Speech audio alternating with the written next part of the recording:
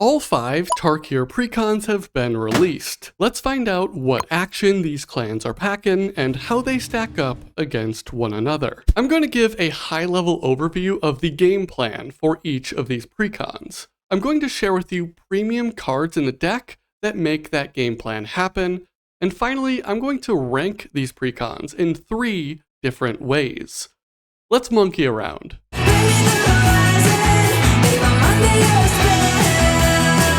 Jeskai Striker, led by Shiko and Narset Unified, is a spellslinger deck that rewards you for casting 2 spells in a single turn. They feature the new flurry mechanic, triggering on any turn when you cast your second spell. In this case, you copy that spell, if it targets a permanent or player, with the option of choosing new targets for the copy if you so desire. If you don't copy a spell this way, you get to draw a card. Importantly, the first half of this flurry is not a May ability. If that second spell targets a permanent or player, you gotta copy it, no matter how much you wanted to draw a card instead. The 3-mana 1/1 Elsha Threefold Master is the secondary commander. She has Trample and Prowess, which both come in handy because when she deals combat damage to a player, she will create that many 1/1 monks with Prowess. This is no doubt the more aggressive of the pair, and is probably the best Jeskai Aura commander that's ever been printed. But back to Shiko, Narset, and the Precon. Cantrips like Consider, Opt, and Ponder are cheap first spell options to get the game plan rolling. Follow those up with a targeted spell. Interaction like Curse of the Swine, Baral's Expertise, and Electro Dominance can transform a battlefield when the original and copy both resolve.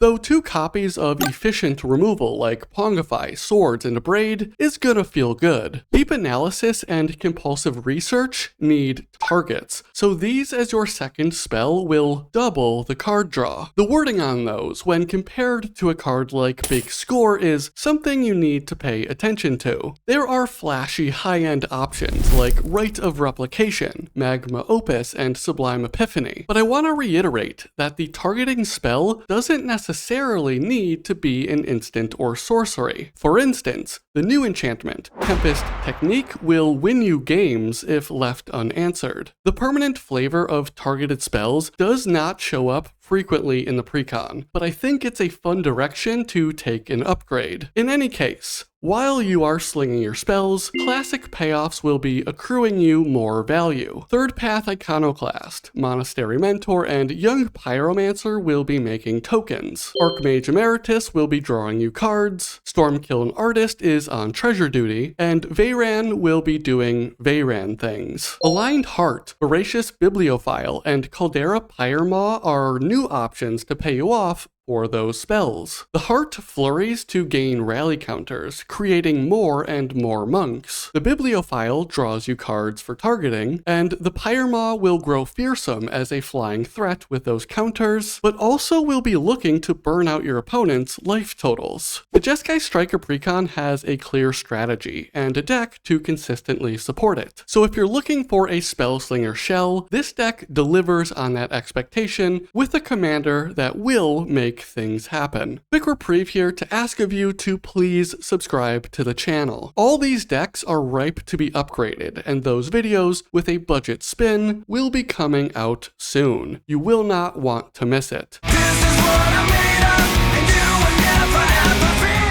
Mardu Surge, an aggressive token deck, is led by Zurgo Stormrender, who is my choice of front runner for the best face commander in 2025. My boy Zurgo is a 3-mana 3/3 with the new Mobilize mechanic. Whenever this creature attacks, create a tapped and attacking 1/1 warrior creature token that will be sacrificed at the beginning of the next end step. Mobilize 2 would create 2 tokens, 3 makes 3, and you get the idea. Now this bottom part had me reading and rereading this card over and over again. Whenever a creature token you control leaves the battlefield, draw a card if it was attacking. Otherwise, each opponent loses 1 life. Now, if that first part about drawing cards triggered once per turn, this would still be a very powerful 3-mana commander. That it sees every instance of those creature tokens leaving the battlefield, it kinda makes blocking them not an option until absolutely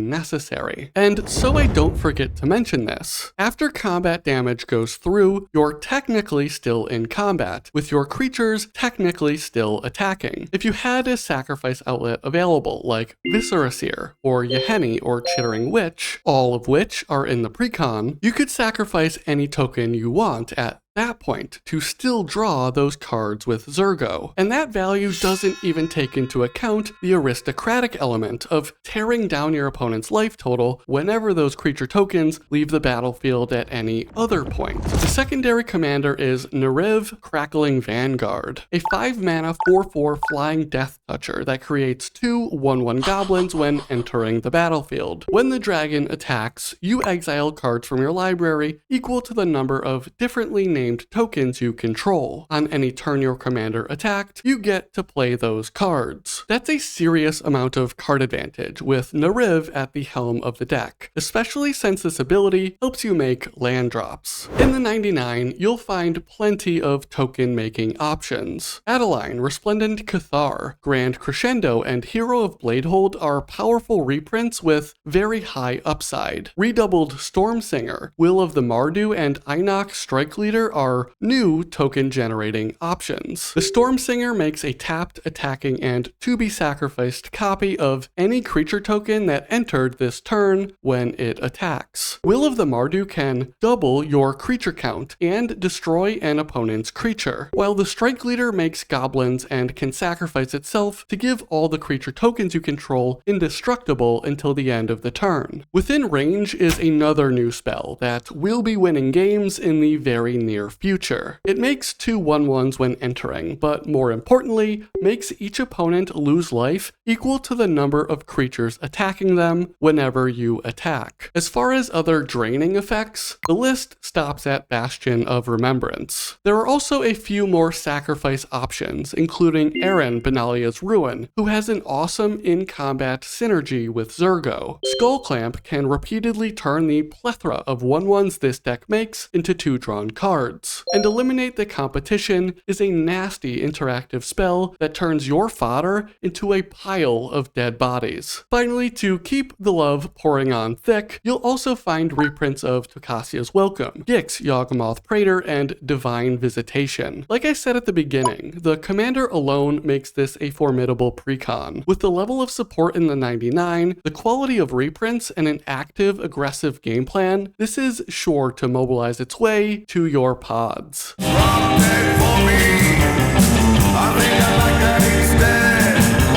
The Sultai Arisen Precon is a Reanimator deck, led by Codis Sibsig Champion, a 3-mana 3/3 with 2 abilities. You can cast 1 creature from your graveyard on each of your turns by exiling 3 cards from your graveyard, in addition to paying its extra costs. The second will give him 2 +1/+1 counters whenever 1 or more creatures enter under your control by way of a graveyard. Winter Cynical Opportunist from Duskmourn had a similar tension of needing to exile cards from your graveyard in order to get something out of your graveyard. I didn't find it problematic when playtesting in that case, and the same can be said here. But the deck lives and dies by finding self-mill options. The alternate commander, the 4-mana 4/4 Tevel the Balanced Scale, is one such option. When the dragon attacks, you mill 3 cards and gain the option to return a land card from your graveyard to the battlefield tapped. It's also its own engine, because when 1 or more cards leave your graveyard, you create a 2/2 zombie druid. I like this creature much more as a commander, so much so that I do declare it to be the new face commander of the Precon. After all, the box does say Right there, as that second bit, return with zombie druids. That's classic Tevel. So let's get into the game plan, which, as I said, lives and dies by finding self-mill options. Creatures like Stitcher's Supplier, Hedron Crab, and Skull Prophet start filling up your graveyard in the early game. The same goes for spells like Grapple with the Past, Grisly Salvage, and Forbidden Alchemy. In fact, there are more than 10 early game options, giving you better than 50-50 odds to find one in your opening hand. And as a general tip, I'd mulligan pretty aggressively to find one, since the graveyard is functional card advantage in this precon. Let me show you what I mean. I counted 27 different cards that in some form or fashion help to make cards leave your graveyard. This is in many ways a reanimation style deck, where Marin of Clan Neltoth, Living Death, and Junji the Midnight Sky can bring creatures back to life. Afterlife from the Loam and Colossal Grave Reaver are heavy-hitting new ways to reanimate. Afterlife can cost as little as 3 black mana to return a creature from every player's graveyard to the battlefield under your control. The Grave Reaver mills you 3 when entering or attacking, and lets you put 1 creature you mill right onto the battlefield, whenever you mill 1 or more creatures. But there are also longer-term value options like Phyrexian Reclamation, Conduit of Worlds, and Diviner of Mist. A couple of great reprints, first of all, and then the Diviner is a new spell that mills you 4 when attacking, and then lets you cast an instant or sorcery from your graveyard with mana value 4 or less for free. What's so cool about this commander is that you'll be making zombie druids on every step of the way. Throw in some creature bombs that also make use of the graveyard, like Consuming Aberration, Lord of Extinction, and Multani, Yavimaya's avatar, and you've got yourself a clear path to victory. There's also even more banger reprints. Ob Nixilis the Fallen, Life from the Loam, and Dauthi Voidwalker, to name a few. This is rightfully a very popular deck, with the reprint value and a clear, unique, and powerful graveyard game plan. It turns out, Tevel may have balanced the scale in his favor.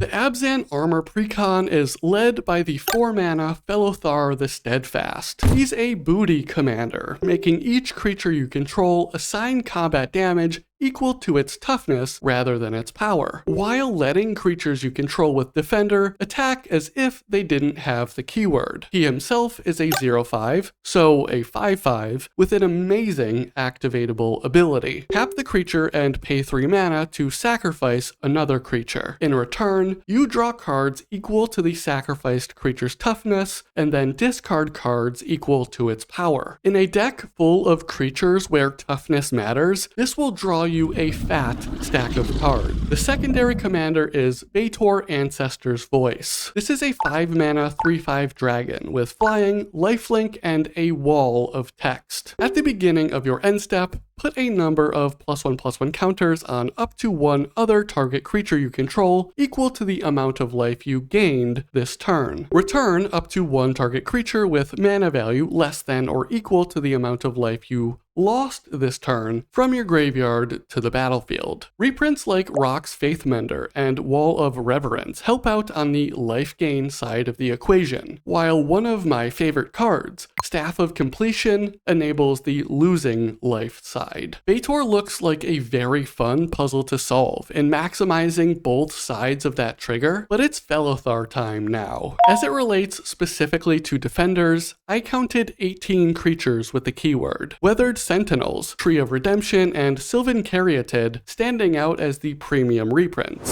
Hornet Nest too. I love that card. The toughness train does not start and stop with defenders though. Dragonlord Dramica, Indomitable Ancient, and Seedborn Muse are fantastic reprints that all boast higher toughness than power. Before talking payoffs, which include 2 of my favorite new spells from the Commander set, we gotta talk strategy. A battlefield of walls, for the most part, is only going to help you win if the abilities of the commander are at your disposal. Your opponents are also going to know that. This precon has 3 cards that somewhat mirror the first 2 abilities of the commander. Wakestone Gargoyle style, Baldin, Century Herdmaster, and Assault Formation all do one or both of those things in some capacity. It's not perfect, but it's good to see the designers aware that the plan needs backup. And with that in mind, I wouldn't plan on casting this commander until you have a creature you want to sacrifice on the next turn to draw a bunch of cards, and or you're ready to start swinging butt. But I don't want to undersell the very cool ways the deck pays you off for this strategy. 2 new cards, Tip the Scales and Reunion of the House, are the 2 spells I mentioned before. Tip the Scales is a deluge effect that will have you sacrifice a creature to then give all creatures -X/-X, where X is the sacrificed creature's toughness. Reunion of the House is a 7 mana reanimate of any number of creatures in your graveyard with total power 10 or less. It's not implausible that could mean every creature in your graveyard. Jaws of Defeat is another new spell and a win condition that triggers when a creature you control enters. Find the difference between the creature's power and toughness and apply that difference to a target player to make them lose that much life. Toughness matters is not something you see every day, and I love that the strategy is getting some love. Well, let's name that dragon that's under your bed. He'd be a lot less scary if his name was Fred. The Temur Roar Precon is our final Precon, led by Jeskai, Temur's Roar, a 3-mana human warrior 2/2. There is a checklist, 3 items long, to go through whenever you cast a creature spell with her on the battlefield. First up, you put a +1/+1 counter on Jeskai. Secondly, you check to see if that creature's power is 4 or greater. If it is, you draw a card. Thirdly, you check to see if that creature's power is 6 or greater. If it is, then Jeskai deals damage equal to her power to each opponent. Frankly, I've got no love for this commander. It basically plays itself. I'm not inherently against that, but having card draw and direct non-combat damage to face all wrapped up in a single cast of a creature is kinda wacky. To her credit though, she does make Colossal Dreadmaw a meaningful card again. The secondary commander, and the focus for the rest of this section, is the 7-mana Ureni of the Unwritten. When the dragon enters or attacks, you look at the top 8 cards of your library. If you find 1 or more dragons in that pile, you can choose one from among them to put directly on the battlefield. It's also a flying and trampling 7/7. The first thing you need to do, as is the case in many Temur decks, is ramp. There are 11 options that are 3 mana or less, with half a dozen more expensive or conditional options, like Migration Path, Encroaching Dragonstorm, and Frontier Siege. After that, you're off to the races. And a race on the back of a dragon certainly has its advantages. I counted 28 dragons in the Precon, which amounts to an extraordinarily high percentage chance that you'll find at least one each time the commander triggers. Of the dragons you can find, Atsushi, the Blazing Sky, Dragon Lord Atarka, and Lathlis Dragon Queen are among the most exciting reprints. Special shout out here to the dragon wannabes. Nogi, Draco Zealot, Sarkhan, Soul of Flame, and Dragon Master Outcast that each bring their own special sauce to the deck. And as far as new dragons go, there are 7, not including the commander. Broodcolor Scourge lets you cheat out permanent cards from your hand, with mana value less than or equal to the combat damage dragons you control dealt to a player. And if I'm reading that right, that will trigger for each player you connect with. Parapet Thrasher has 3 options to choose from when a dragon you control deals combat damage to an opponent. And Deceptive Frostkite is a very cheap 2 blue copy a creature. The restrictions of the target needing to be a creature you control with power 4 or greater has the cost making sense, but in a deck full of bigger creatures, finding a target won't be too hard. Does the deck do anything else besides dragon stuff? Not really, but that's okay, because playing big dragons and turning them sideways is as close to a universally enjoyed experience as you can get. I found my way in bad times. I know I'll be okay. 'cause I found my way. The three following rankings are out of the box power, aka the precon as constructed, potential power, or how these decks can perform when upgraded with 20 or so cards, and finally fun/flavor, because wanting to play the deck can be just as important as its power. Bringing up the rear in out of the box power is Jeskai Striker, followed by Abzan Armor. In a clear third, I've got Temur Roar. In second, it's Mardu Surge, with Sultai Arisen taking the top spot, specifically with Tevel at the helm. For potential power, Abzan Armor and Jeskai Striker remain at the bottom, but swap places. Sultai Arisen drops to third place, Temur Roar rises to second, and Mardu Surge takes its place on the top of the standings. In the fun/flavor category, Jeskai Striker sadly finds itself at the bottom again. In fourth is Temur Roar because of my open bias against the namesake of the deck. Sultai Arisen stays in third place in this category, with Mardu Surge falling to second. And clearly in first place of the fun/flavor category is Abzan Armor. One thing I need to note is that all of the face commanders have some sort of card advantage. That alone elevates the power of each of these decks, because having more cards in hand means playing more Magic. I truly don't think you can go wrong in choosing any one of these 5 decks, and that's an awesome place for Precons to be. Thank you all so much for watching, and please remember to subscribe to the channel. Like the video if you liked the video, and let me know in the comments what Precon you are most excited to get your hands on.